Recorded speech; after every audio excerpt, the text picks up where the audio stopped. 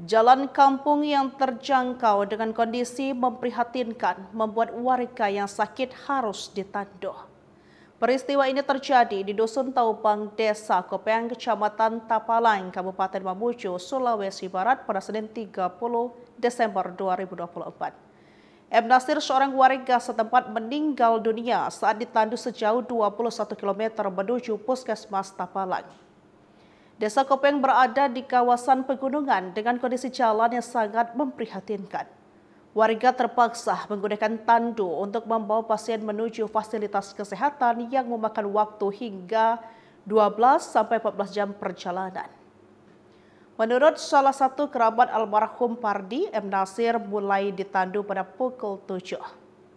Warga kemudian membawa M. Nasir dengan perjalanan yang cukup jauh dengan melewati medan jalan yang belum tersentuh tangan pemerintah.